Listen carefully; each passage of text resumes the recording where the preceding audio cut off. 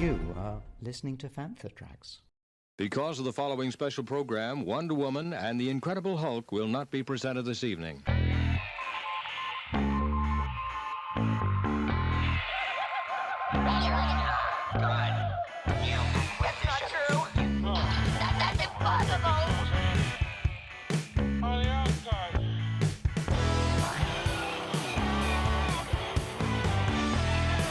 It's time to get all your Star Wars news in a single file.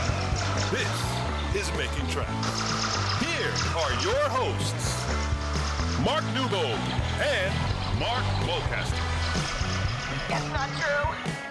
That's impossible. You're listening to Making Tracks. This is episode 91. I'm your co-host Mark Newbold, and joining me today is a man who, if he was starring in an Indiana Jones sequel, it would be called Raiders of the Lost Mark. Mark, how you doing? Hey! But only top men would be able to view me. Oh, top men. Top men, indeed. Yes. Yes. How are you, my friend? I'm very good. It's Sunday again, isn't it? It's another week's gone, and how has this week gone so quickly? It's ridiculous. Blink of an eye. Somebody literally feels like the blink of an eye. Yeah. But it's been a good one. There's been loads of news this week, loads to talk about as always. Star Wars is back on television. We've got, the Bad Batch, so we've got plenty to talk about there. We'll talk about episode 3 replacements in a bit. How's your week been? It's been a nice, quick week again. It must be like us getting older or something. Time must just, totally. Time is totally kind of catching up on us, unfortunately. So, but yeah, I'm good. Have you had any new Star Wars things dropped in the mailbox? I have actually. I've had my comics consignment from Mr. Booker at Automatic Comics. So I've had a wodge of comics. There's some really nice stuff. Loads of reviews will be coming to Fantha over the next week or so. So the latest Vader, latest Afra, which of course you review.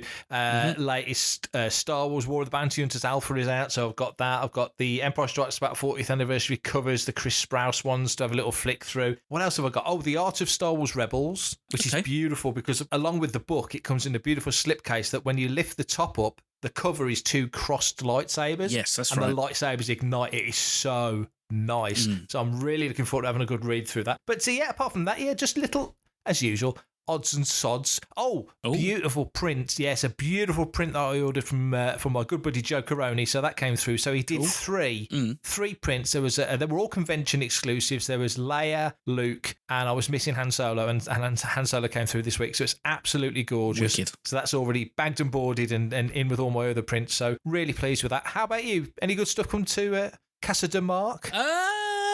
Not a huge amount, to be honest, but also I can't believe I had to buy it again. Power Force 2, Ronto and Jawa with the special edition box, Beast Pack from 97. I had it. I don't know where it went. I must have sold it at some point. I must have sold all those Beast Packs, that one, the Dewback and Jabba, because I don't seem to have them. And the room's not that big that it could just kind of get lost. So those, for some reason, seem to be real specifically remind me of prime Star Wars time. Yeah. Special edition era. That was the first time I'd seen it in the cinema and that. So I don't quite know why they've disappeared from my collection unless somebody's sneaking in the middle of the night and removing stuff and then selling it on eBay. And maybe I've just rebrought it off for myself. Who knows? But yeah, so, a solid week and obviously a nice episode of Bad Batch to kind of cap off the week. So yeah, it's been good. Well, Bad Batch isn't the only show that's here this week. We had the return last weekend of Good Morning Tatooine, our weekly show on Fantha Tracks TV, which is hosted by Brian Cameron. The first episode back,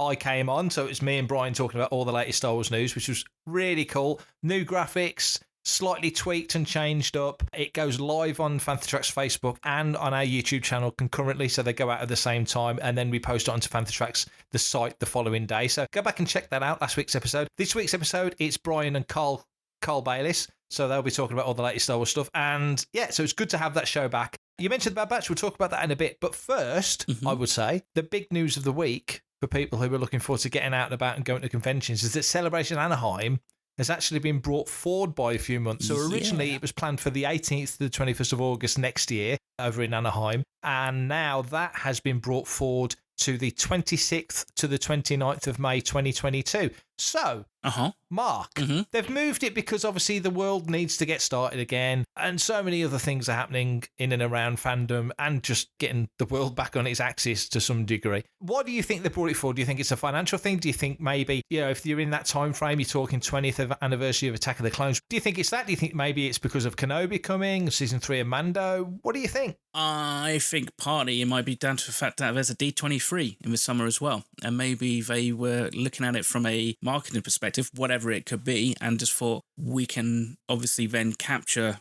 the whole of the summer rather than just August. We can kind of have news break in May, at the end of May, around like Memorial Day weekend, and then obviously in August with D23, and hopefully by then, I guess maybe we might start to hear some news about the new Star Wars film, which will be coming out a year later. So that's a good point. It might be something just like that. There's enough products and enough shows that to kind of cram it all into that back end of August might not necessarily kind of work for them, but from a marketing perspective to kind of spread stuff out. You've got Attack of the Clones and all these films that should have their 40th anniversary or their 20th anniversary or what have you. I think Celebration needs to make a good stand and celebrate the films that we've had, but of course at the same time look to the future and then look to see what's coming down the pipe later on. So yeah, that's true. Like I say, it's all well and good us going, wow, 20 years of Attack of the Clones or 5 years of The Last Jedi or whatever celebration it might be, but you're absolutely right that with all the stuff on Disney Plus, animated and live action, with movies kicking up again with Rogue Squadron and the Taika Project and the Rian Johnson trilogy and all the other stuff that we've got to look forward to, I guess, you've got to kind of start thinking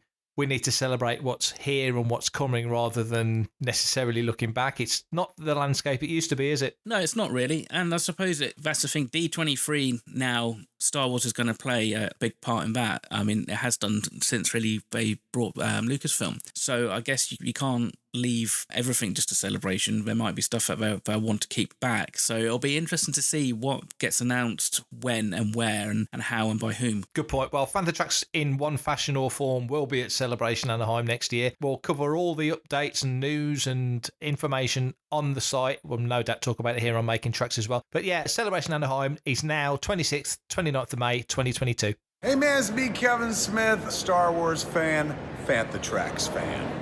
So anybody that follows American chat shows will know that Jimmy Kimmel is the Star Wars guy. Anytime a new film or TV show is out and on, he will have guests from the galaxy far, far away coming on and talking about it. He's had some classics in the past, and he had another one there last week. He had Ewan McGregor on, talking about all of his latest projects, but most specifically, obviously, about Obi-Wan Kenobi. He gave nothing away. He's not going to give anything away because that little red dot will probably be on his forehead at all times from the snipers at Disney. So you've got to be careful. He clearly gave the impression of somebody that is very, very much looking forward to getting back into that storyline, back into the galaxy far, far away. But the only thing he said, I think, that was of any real meat on the bone was that he filmed a scene on May the 4th with somebody very special in his life. That could be anything, and somebody or something that he's never filmed with before. What do you think? Did anything jump out at you from what he said, or is he being as evasive as normal? Yeah, very evasive. But it was a good 10-minute long interview, lots of banter and pitter-patter between the two, so it was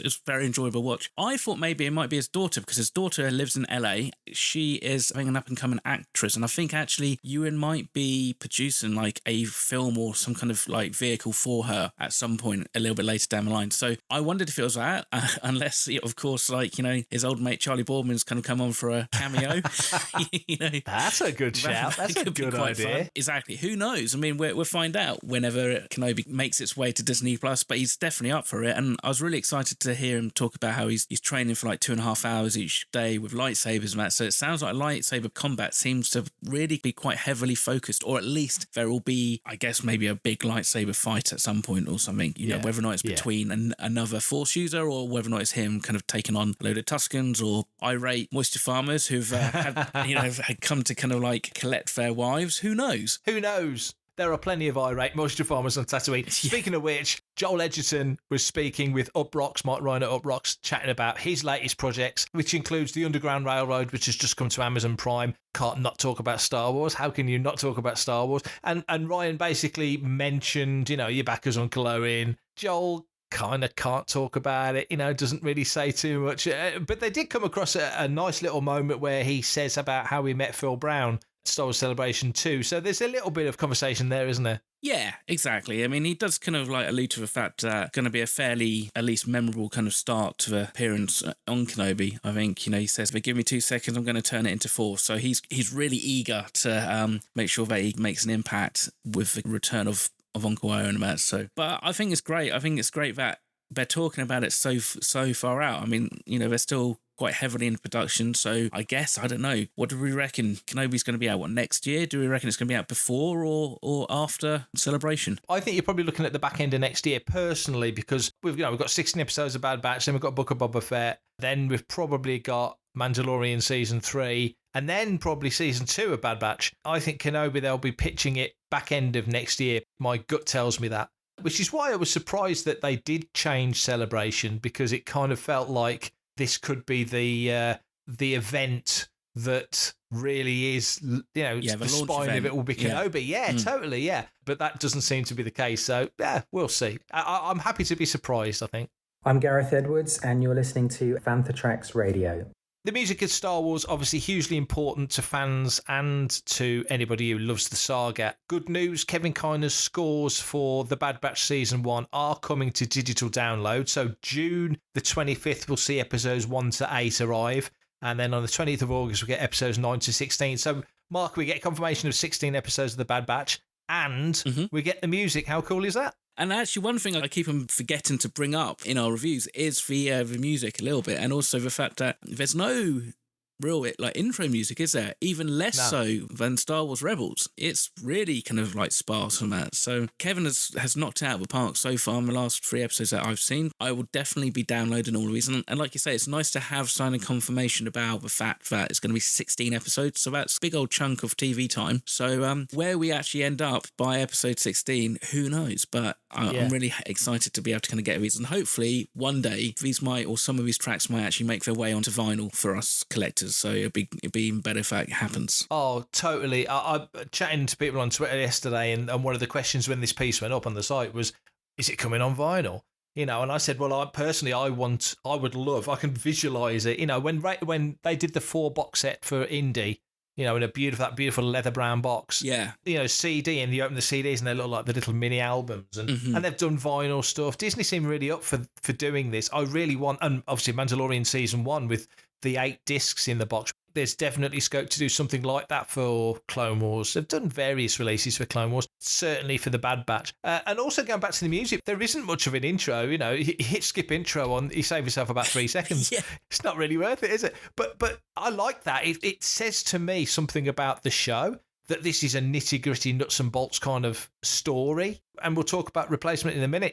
There's a lot more going on than just the linear A-team aspect of what these characters are doing. But nevertheless, it feels like part of the nuts and bolts of what the Bad Batch is. Is like, we ain't messing around, we're going to get straight into the action. We've got 28 minutes and we're going to give you as much as we can. That's how it feels to me anyway. So good news, it's coming to digital though, definitely. Hello, I'm Ahmed Best and you're listening to Fantha Tracks.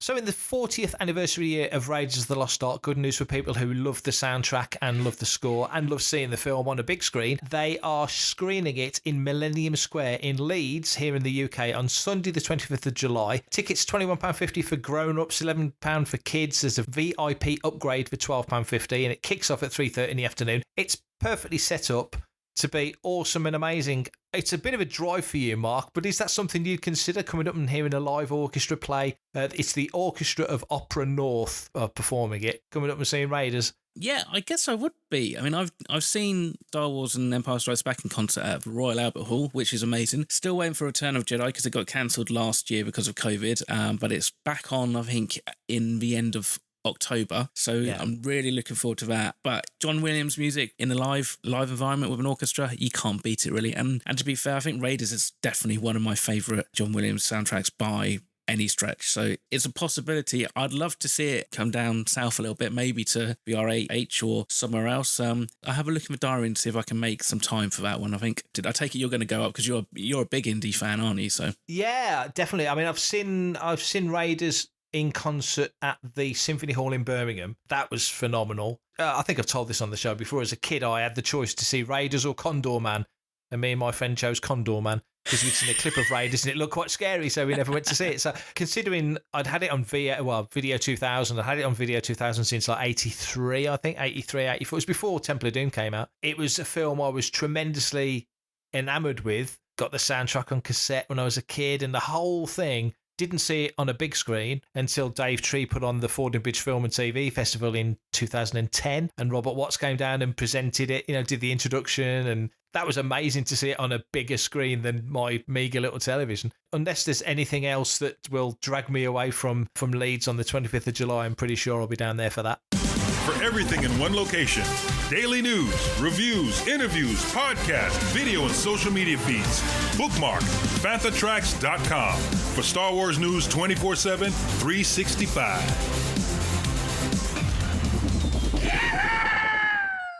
So already we're at episode 3 of season 1 of The Bad Batch, and this week we were treated to an episode called Replacements. It's another deep dive into the era, the post-Order 66 era, as the Empire's really digging its heels in and making the galaxy theirs. What did you think of episode 3? I thought it was a really dark episode, not only tonally speaking, but also aesthetically speaking as well. I mean, it looked really dark in some of those scenes when we go back to Onderon, and obviously when they crash land on the asteroid. A little bit of a different kind of pace to the previous episodes. Interestingly, they split their time between the Bad Batch, the main Bad Batch, and of course Crosshair. I think it starts to change actually our perception of maybe what this show's going to be, the dynamics between the protagonists and of course Crosshair as the antagonist. Yeah, the show has got the core group now, including Echo as part of that batch and navigating the relationship between Omega and everybody else. This episode spent just as much time focusing on Crosshair. And I think it also said something about Tarkin, the fact that, he sends Clone Force 99 there to do a mission in the previous couple of episodes and they don't do it. And now he's like, I want this job done. He's already identified Saw Gerrera and the sort of the spark of rebellion, if you like, as being an issue. So he wants them wiped out. Crosshair and his enlisted men, these aren't clones. He's the only clone in this equation. Go back to Onderon. And we said before we started recording, there's stuff in Revenge of the Sith that they allude to stuff that's really grim, but you don't really see it, apart from Anakin falling into a lava pit. Yeah. But in this one, you see pretty clearly that Crosshair and his soldiers are, well, certainly Crosshair, are prepared to really go that extra mile. Yeah, exactly. I mean, they weren't taking on real soldiers. They were wiping out women and children and civilians. And it was pretty graphic, at least implied graphic. I mean, you don't actually really see them get burnt alive, but you hear it. The only thing I think you're missing from that shot actually was the fact that you didn't see kind of a fire glow on Crosshair's helmet, which would have probably really kind of like nailed it home. So maybe it was a compliance thing and maybe somebody thought it was a little bit too dark for that. Interesting to see how kind of we're starting to move away from clone troopers as the preferred weapon of choice. And then we suddenly got these kind of like this elite squad. And I was expecting, because there's like a brunette woman, I was thinking, are they going to call her Iden Versio? Because I was just thinking this would almost be like a perfect way to introduce some kind of like Inferno squad. So I thought that was interesting how they're talking about conscription rather than just clones who are just bred, and that, in theory, conscription should basically breed a different type of loyalty. Which, interestingly, you didn't see, because obviously the dude who kind of questions Crosshair, he gets a blaster bolt for for actually standing up for the civilians. So, you kind of think if, you remove Crosshair from that situation, whether or not maybe we've got a slightly different, more empathic Empire and troopers. Yeah. It's interesting. So it'll be interesting to see his influence going forward on these new recruits and these conscripts are going to kind of make their way through the ranks. One thing that stood out to me in that sequence, though, was, and Tarkin kind of said it back on Camino, in how expensive clones are. Yeah. And that it's cheaper to just get conscripted men and women and train them up, send them off to Corrida, and get them trained or whatever, and feed them the rations and give them the orders. The Emperor, when he was getting a droid army built on Geonosis and a clone army grown on Camino, and he's controlling both sides independently and bringing them together in a conflict to set up the Master Stroke. There's Order 66, but there are other orders. I think what's going to be tricky or really clever in the way that Galen Erso lighting the fuse inside the Death Star, that whole plot twist in Rogue One is so damn clever. They've now explained how there was a small thermal exhaust port right below the main port sort of logic. Why would they do that? That's stupid. Well, the guy that designed it put it there as a backdoor way of taking out the station if you needed to. And they explain why he did it, which is why Rogue One is genius. Yeah. Maybe in Bad Batch, you'll have the explanation of, logically, if the Emperor can just grow more stormtroopers and embed within them the capacity to instigate an Order 66 type scenario, why on earth wouldn't he do that? Is it arrogance? Well, it can't be arrogance because he's thought this through. He's played such a long game. His arrogance comes right at the end, doesn't it? His arrogance comes at the end of Jedi and the end of Rise of Skywalker. That's when the Emperor's really arrogant. He thinks he's got it in the pocket and he hasn't. But at this point, playing the bigger general looking down at the chessboard sort of scenario, he's pretty much undefeated, isn't he? He's got it nailed as much as he possibly can.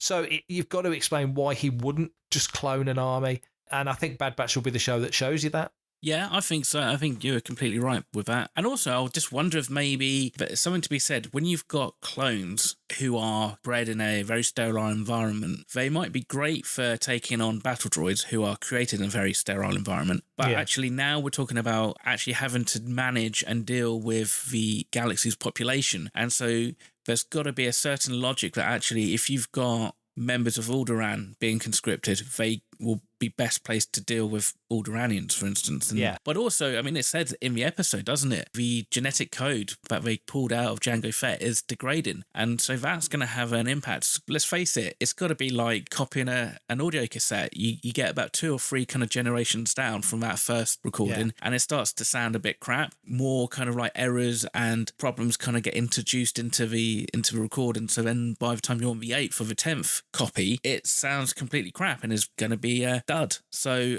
I suppose that's probably kind of a logic behind it as well. I love the way that they've sort of put that sort of analog feel into it, because you kind of think when they took Jango, this is going way too deep for Star Wars. It doesn't need to be this deep, but I'm just thinking logically, they take Jango's DNA, let's say, they've got him as the template for the clones, and the first generation, however many, are just perfect and they're enough to take the galaxy. But now it's not that they have Jango's DNA written down in binary on a sheet of paper. They physically need something literally from him and of him, a guy who's now dead, to make more.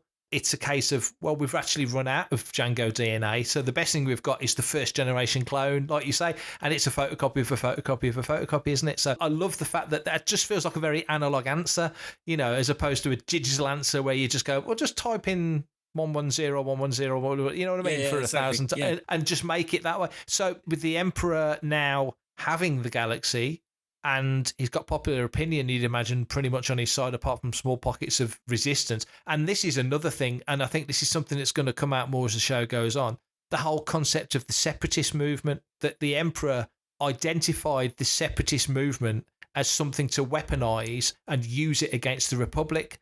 Because I think if there was a separatist movement without Palpatine behind it, and this was just a general conversation in the Senate, they would find a middle ground somehow, and you'd have a rejig of how the galaxy is set up. But not everybody wants to be part of a republic. But then that doesn't necessarily mean that they're fighting each other. It was the Emperor that weaponized that political train of thought and made them adversaries. Whereas in fact, it's probably just an ideal, just a different way of looking at the way the galaxy works. And so the separatist movement, we viewed it as a negative. Yeah. They're the enemy. But in fact, they're not. They've just got a different way of looking at the way the galaxy is set up. So I think that could come into it more. The Emperor's now got a change of axis. He hasn't got the Jedi around anymore to sort of stand on his shoulder and watch what he's doing. There's no Watchmen anymore, is there? They've got the Watchmen. They've got he's now the overseer of everything. So I think that could play into it as well. Yeah, there's like no checks and balances. Yeah, and also I think where the Empire really kind of falls down, the Old Republic doesn't necessarily have, partly because of the nature of the Jedi, is ambition. It's ambition of people like Tarkin and Vice Admiral Rampart, who becomes Admiral Rampart by the end of the episode. I do love how they do seem to kind of get these on-field kind of promotions like that. No pomp and ceremony, just a quick nod well done. Yeah, you're now Admiral and now you're what have you. It's a bit like, Rogue One in the books. I mean, it's referred to as like, the Tarkin initiative and the Tarkin project and stuff, because it was Tarkin who was kind of spearheading this. And so therefore it's like all down to ambition. And in a similar kind of way, you've got Rampart who's kind of saying, yeah, let's not use these clones. Let's conscript people. So he's pushing his agendas equally as much. So it's really fascinating, and it's great because it's just like it's given us a really nice bit of kind of meat to chew over, because the thing is, on first blush, if you look at this episode, there's a part of me where it kind of goes, well, this is felt like it could have almost been very similar to that second episode of the second season of Mandalorian, where he kind of crash lands on the ice planet. But actually, there's a lot more going on in this than I think meets the eye. I mean, yes, there's not any dramatically big action pieces. Even the stuff on Onderon's quite short and sharp and that. And that's just there to just kind of show how efficient these elite troopers are. You've kind of got these three different storylines going on, really. And with the Bad Batch, again, it's about how we can start to fit Omega, and I'm trying to pronounce her name correctly. I did look at this. I looked at this, and in the US and in the UK, we pronounce Omega as Omega, but in Australia, it's Omega. So obviously there's like the regional thing. But I actually Googled it, and I listened to different pronunciations on YouTube, on Wikipedia, and I was like, okay, fine, it's Omega then. So they spent the time on this episode not to actually kind of say, no, kid, you're too young, and she just goes off and does it anyway. They're kind of like, well, okay, let's just bring her along, which kind of shows two things. One, that they're really crap parents, because, if you had an 8-year-old, you wouldn't send him out to an asteroid like that. But then actually their experience and training probably was actually at Omega's age. They were probably being told how to shoot a blaster and how to kind of do all kind of tactical stuff. They can only rely on their experience. So it's going to create a really interesting kind of developmental thing for her, because in theory, hopefully, we're not going to constantly be having this button heads of like, she wants to do stuff and they don't want to let her because they want to protect her. I can quite easily see by the end of this first season that she's going to be a real kick-ass fighter. Oh, totally. And I love the thought process of, like you say, they were raised on Kamino to a certain point and would have seen nothing but the training and, and all the stuff they went through, like the room that you see in the first episode, that Tarkin's overseeing. Yeah. That would be their experience. And obviously they're clones, so they're bred to age quicker. It's like dog years. How many clone years in 1 year? And thinking that Rex must be about 150. You know what I mean? Nevertheless, that's the point. So, those physically 8-year-old kids haven't grown to 8 years old in our time frame. To appear to be an 8-year-old kid, if you're a clone, maybe 3 or 4 years. It's a different pace. But I love the thought that, their experience when they were that age was training, fighting, tactical combat, all that sort of stuff. And I think it goes back a little bit to something you said a few minutes ago when you were talking about how the clones are very used to fighting battle droids. And you would imagine, in terms of tactics and such, that battle droids, eventually you kind of get used to how battle droids think. Unless they've got an Admiral Trench overseeing it, very specifically telling them what to do and where to do it, you could read what they were going to do. Yeah. Oh, well, we're in a mountain terrain, so they're going to do this. We're on a flat desert plain, they're going to do that. And eventually a clone trooper or his commander could figure out what their attack pattern would be. Like you say, if you're sending those same clones now out into the world with just regular people who are very random and eclectic and never do the same thing twice, all of a sudden the variables have changed. So I think those troopers would struggle more to pacify, defeat, whatever, it's a different equation for those guys. And I think with Omega, I'm trying to do the same as you now. With Omega, she's probably grown. I think if she's from the same batch, you'd think logically they were all bred, inverted commas, at the same time.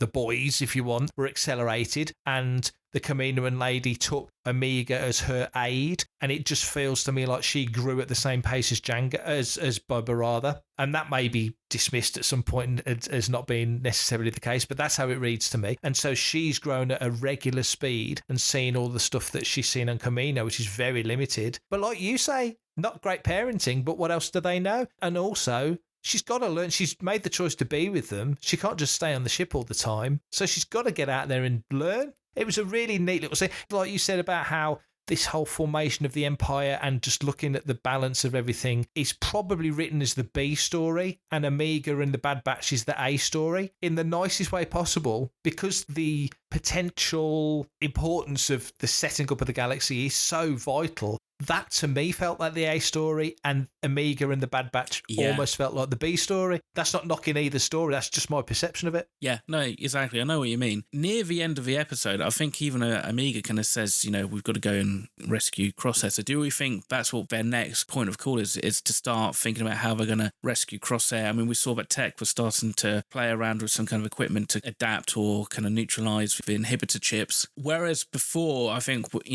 taking it from a very literal, this is going to be like the A-Team kind of perspective. And I was kind of expecting Crosshair to kind of literally, follow them and chase them across the galaxy as they kind of, right the wrongs that the Empire's done at, in small villages and all that kind of stuff, rescuing loft cats out of trees and all that kind of stuff.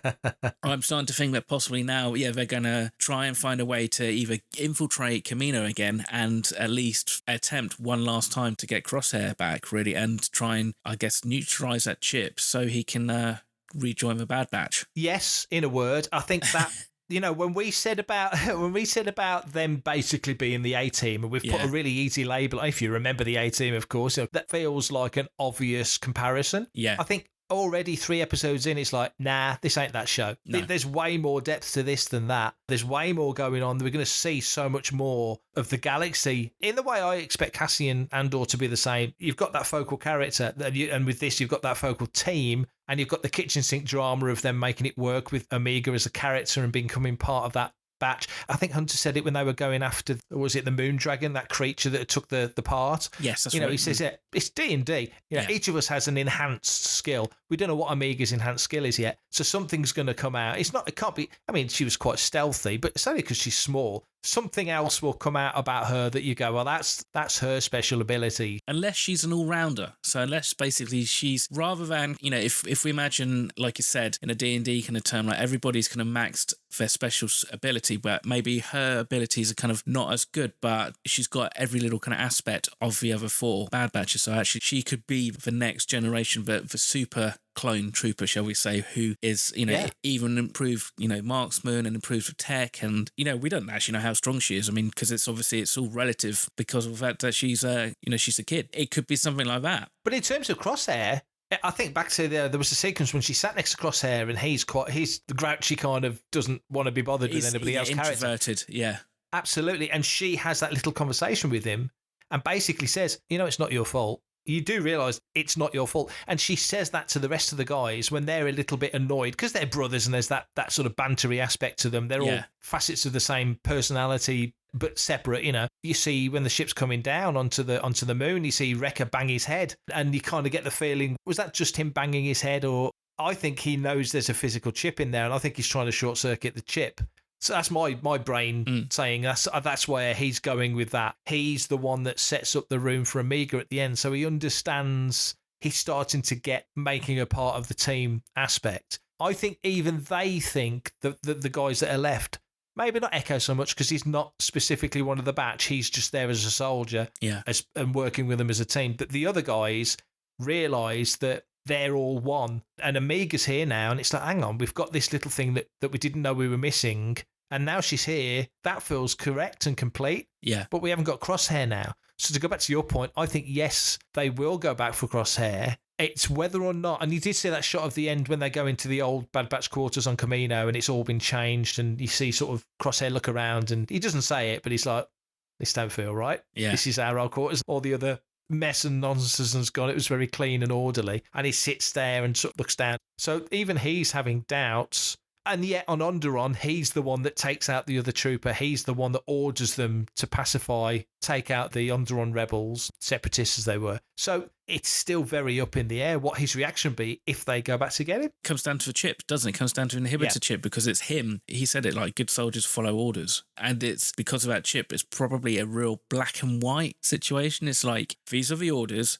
We're going to follow them through. Once the mission's complete and we go back home, then there's probably a semblance of his personality can return. But you can almost imagine it a bit like with Order 66. It kind of switches on. He does a mission, probably doesn't think about it. And again, that'll be a thing. What happens if he now goes to another planet and he has to do the same kind of thing, and he has to do it for like another 4 or 5 planets or another 4 or 5 villages, for instance, do we then start to see a cumulative kind of like remorse and grief affect him when he comes back? Or is it literally just like he's a stone cold killer and it's all about the mission and nothing else? you look at the team and you think Crosshair is a sniper. He's the range guy. He's the guy that can be like Cassian on Edu in Rogue One, isn't it? He's at a distance and he's like, I can cap this guy off. I know I can do it. It's raining and he's a mile away, but I can do it. It's what I do. And he has that prang of conscience that makes him go, this don't feel right. This isn't right. Crosshair's a clone, so he's wired differently because he's built differently. And like you say, he's got the inhibitor chip inside him. But you've got to wonder, like you say, when that snaps in, when that red mist comes down, he's just all business. But as soon as the mission's done, and like you say, he gets back on the ship, he gets back to his quarters, and all of a sudden he's like, oh, what have I done? Should I have done that? Have I done the right thing? Cumulative effect is perfect, isn't it? You know, it's like over so many missions, maybe that's how clones go defective. Maybe you can do all the other things. You can enhance their abilities, you can give them strength, you can make them follow orders, but they're still men. They're clones of men, but they're still men, or women as well, of course. But at some point they'll sit down and look at the scenario and go, I should not have done that, but I couldn't stop myself doing that. And what does that do to a psyche? I think Bad Batch could get really deep into stuff like this. I'm Derek Arnold, and I get my news from Fantha Tracks. So for the, third week in a row, we've got a listener's question. Thank you for sending these in. Keep them coming. It's a really good one this week. It's from Christian Horsfield, and I shall read it out in its entirety.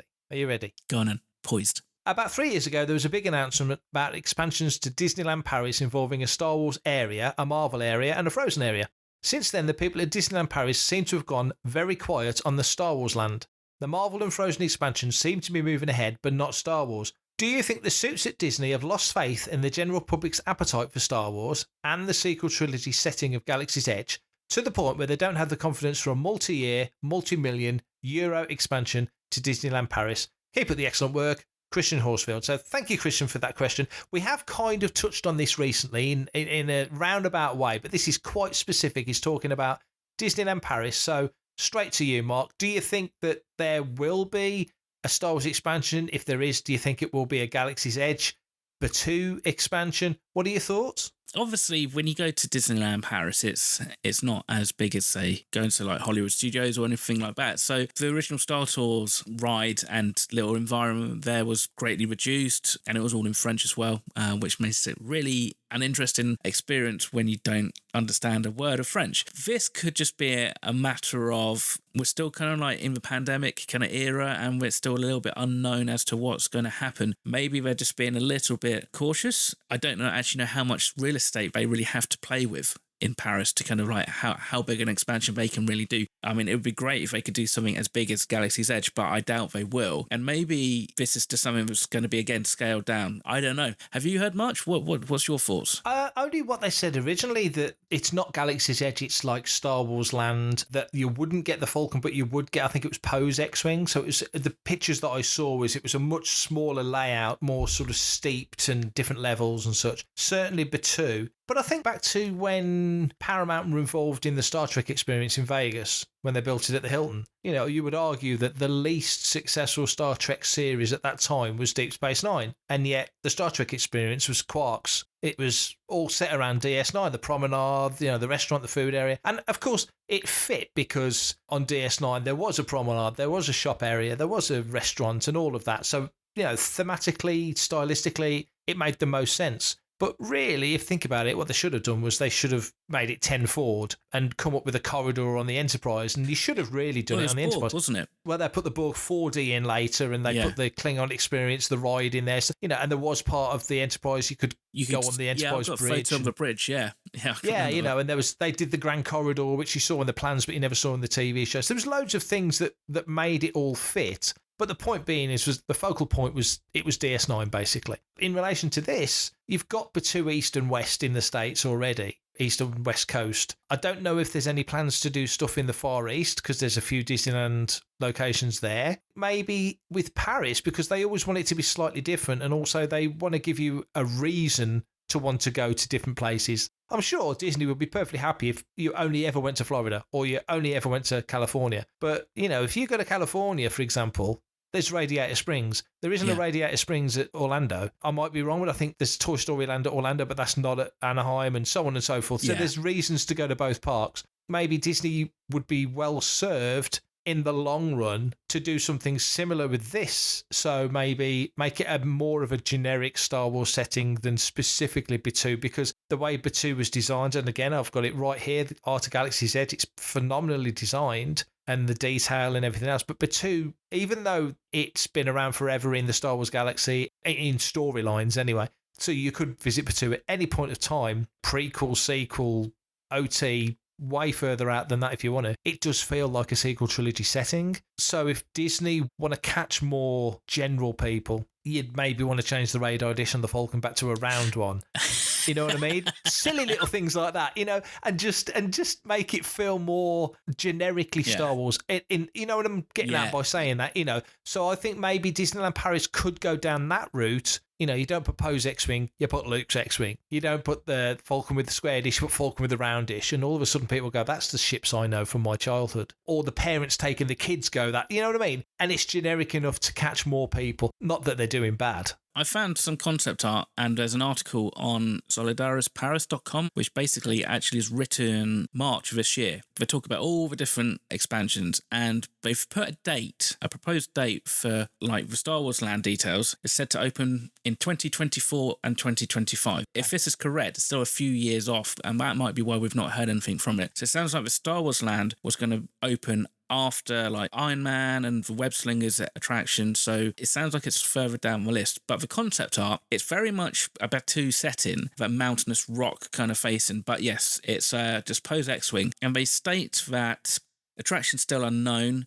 even though Star Wars Galaxies are just now open in California Park. No info is dropped as for a possible porting of one or two of the attractions. But what they do say is there's going to be a new restaurant with less than 300 seats, which is again going to open between 2024 and 2025. More stores and then meet and greets. So it sounds like it's going to be just a smaller area. Hopefully, Star Tours are still going to be there, if nothing else. But yeah, you'd kind of hope there would be something else. I mean, I don't imagine they will develop a specific Disneyland Paris attraction, like a new ride. Maybe there might, again, be something slightly different between the two. Because as you say, it's perfect. Don't have everything on all the parks, because then what's the impetus for people to go travel from the UK over to Florida if they just hop over to Paris and kind of experience the same kind of rides and stuff, barring the weather. Yeah. So hopefully, yeah, maybe that's answered it a little bit better. Maybe it's because it's still a little bit too early, and maybe we'll hear more about it in next year's D23. That makes sense. No, you're right. And again, you said it at the top of the show when we talked about Celebration, you know, moving it forward to give D23 room to breathe. You definitely get announcements at D23. It kind of feels like that's where you would get Parks news rather than at Celebration, because it just feels like the whole media is going to be on top of that. So even the Marvel media will want to talk about stuff like this. And there's overlap there anyway, Marvel and Star Wars, because of the comics. Christian, thank you so much for the question. It's a really good one. I think we'll probably come back to it over the next couple of years. If we're still doing the show over the next couple of years, I'm sure we will be. You will be. And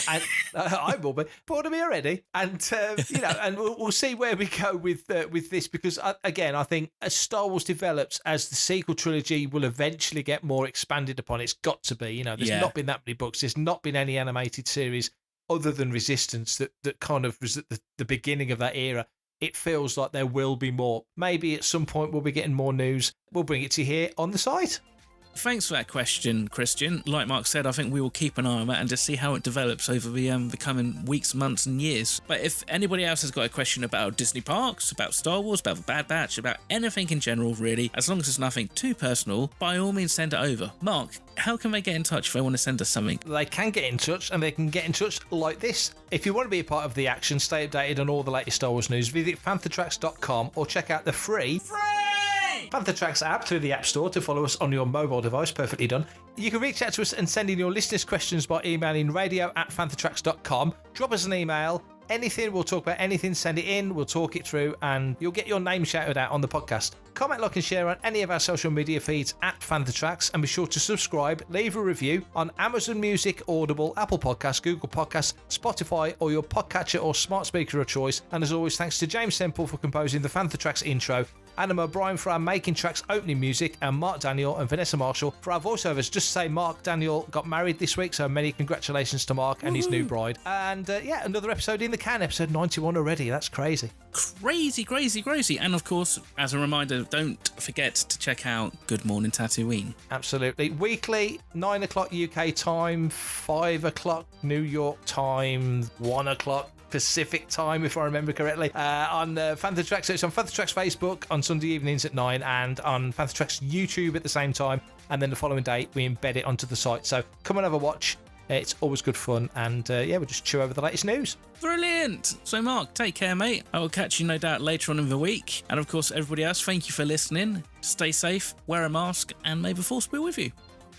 Coming up next on Fantha Tracks Radio, it's another episode of Making Tracks. You really give that some welly when you shouted that, didn't you?